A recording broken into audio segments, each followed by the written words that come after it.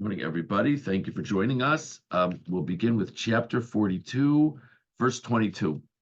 Chapter 42, verse 22. We left off with this pasuk yesterday, the previous pasuk, that the brothers, Yosef is giving them all this difficult time. They don't know that it's Yosef. And they say to each other, maybe this is because we were cruel to our brother all those years ago. And now the very next pasuk, Vayan Ruvain osam lemor. Ruvain responded to them saying, Hello, amarti aleichem lemor. I told you, Al techatu vayeled, don't sin against the child. V'lo shmatem, you didn't listen. Begam damo hinei nidrush, and now his blood is being sought out by God. Okay, so Reuven turns to his brothers and says, I told you so. Now, this is amazing because that's not what it says in the Psukim with Reuven. Not what it says in the Psukim. I just want to find the pasuk very quickly, if you don't mind. Sorry, almost there.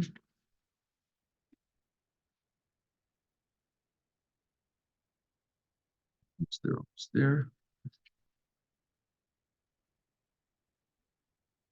Reuven said to his brothers, don't cast blood. Don't spill blood. Throw him into this pit. But don't put a hand on him. The Torah tells us that he was doing this to save Yosef, but he doesn't say to them that he wants to save Yosef. So all he said to them was put him in the pit, and they did. They listened to him. Now they're feeling all guilty, and Reuben says, "I told you to leave the child alone." What's he talking about? So let's see the Ramban. Ramban on pasuk Chaf Beis. V'nei Reuven ana lahem. Reuven responded to them, Shekvar marti aleichem b'shas maaseh shelo techatuvo. I already told you not to do anything to him. Now, I just want to just jump in for a second. The Ramban on that parsha, we saw it together, and the Ramban looked forward to this pasuk. It says, obviously, Reuven said more than is recorded in the Torah. And obviously, Reuven started off by saying, why don't we just leave him alone? And that was not agreed upon by the brothers. So then Reuven said, okay, I've got another suggestion. Let's just put him in the pit. And that they accepted, so that's what's recorded in the Torah. So that's what the Ramban said earlier in the Chumash. But now what he's discussing is another interesting point. Reuven says in our pasuk, I told you, don't sin against the child. Why is that relevant? Why doesn't it just say don't sin against him or don't sin against Yosef? So the Ramban says that what Reuven is saying to them is he's going back to what he said originally, which we didn't have recorded in the Torah, and that part of his point of just leaving Yosef alone is ki yeladhu, he's young. It's because of his youth that he did what he did. Overlook it. He's young. He's making a foolish error. Bi'ata gam damo imoachzoris asher atem omrim hinei midrash hinei nidrash. So just an interesting thing. The Ramban is also interested. What is Reuven saying to them when he adds, and his blood is also being sought? What's he saying? And what's the also? So the Ramban says, you know what he's saying to them? He's saying, you guys are missing the point, or at least part of the point. You're talking about that we were cruel, and you're not talking about that we allowed him to die in the first place. You think, remember, we spoke about this yesterday. You think it's just that you weren't nice about it, that you didn't feel bad? I got news for you. He's dead because of us. The Gam Damoine Nidrash. God isn't only concerned about if we said sorry, we have to do this to you or not. We caused his blood to be spilled. That's what God's interested in. It's one shot.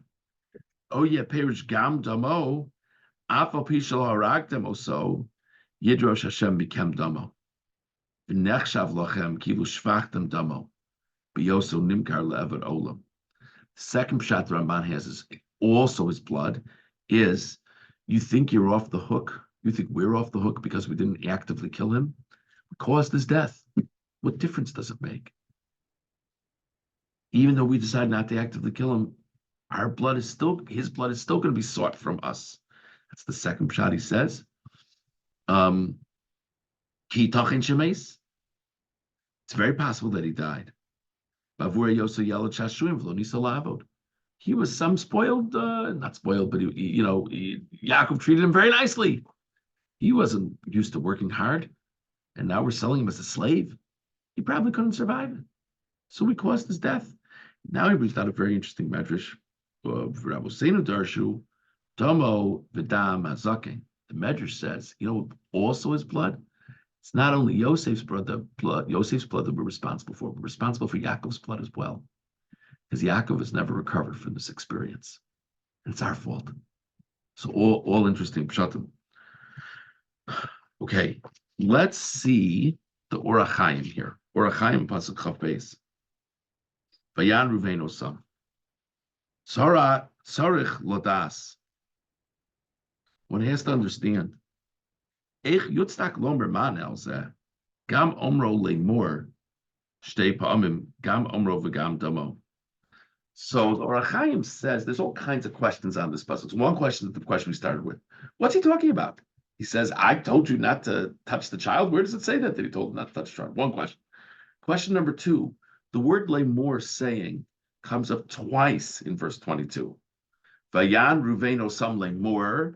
Reuven responded to them to say, and he says to them, I said to you to say.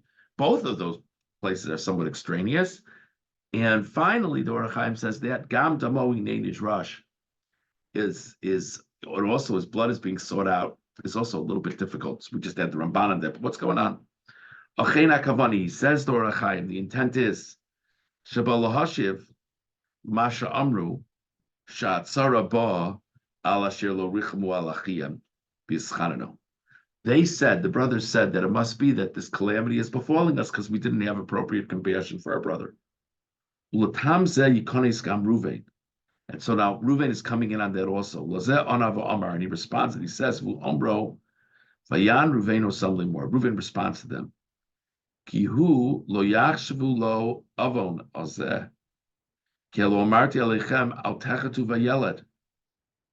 So the first thing the Orach Chaim says is Reuven says, brothers said to each other, we were not compassionate for Yosef. So Reuven jumps in and says, speak for yourselves. I was compassionate about Yosef. You weren't compassionate about Yosef. Vagam shelo amar lohem kain beferish. Says the Orach Chaim. Reuven didn't explicitly say that to them at the time. Elav yad al tishlechuvo hashlichu also. All he said to them was, let's not shed blood ourselves. Let's put him in the pit. Im kol zeh kavanasi hoisa lemor lachem al techatu vayeled. V'omro lemor al techatu. So the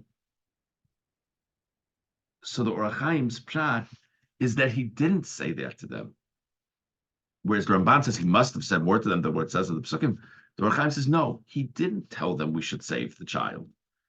But he says, I was trying to imply to you that we should be nice to him.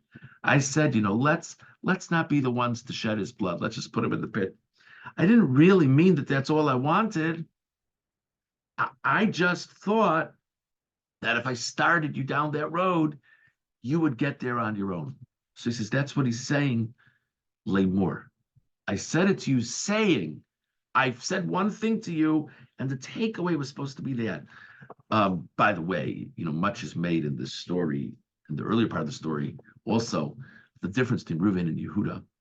So Reuven's the oldest, and in a certain sense, one would think he's the leader, but Yehuda's really the leader. So this Orach Chaim is a very interesting example. That Reuven said, well, I said this, but you were supposed to understand it as that. And anybody in a leadership position would tell you, it's very few and far between are the times that you imply something and the takeaway of what you're looking to imply is going to be utilized. Very, very unlikely, but just an interesting thing. Okay, let's jump into verse 37. Okay. the brother, uh, the brothers, Yaakov, the brothers come back home. Shimon's not with them. Yaakov says, well, where's Shimon? And they say, well, the viceroy of Egypt has him, and we're not to come back unless we bring Binyamin with us. And Yaakov says, I don't know what you're all doing to me. I'm not letting you bring Binyamin back. Yosef is gone. Now Shimon is gone. And now I'm going to send you Binyamin. Now, verse 37, we have another Ruvain moment here. Vayomer Ruvain alaviv le'mor, eshnei vanai tamis im lo avienu elecha. You can kill my two children if I don't bring Binyamin back. Tana osoal yodi v'ani ashivenu elecha. Give me Binyamin, and I'll bring Binyamin back. And if I don't bring Binyamin back, you're welcome to kill my children. Verse 38, Yaakov responds, Vayomer lo yired b'ni imachem. Yaakov said, I'm not sending Binyamin.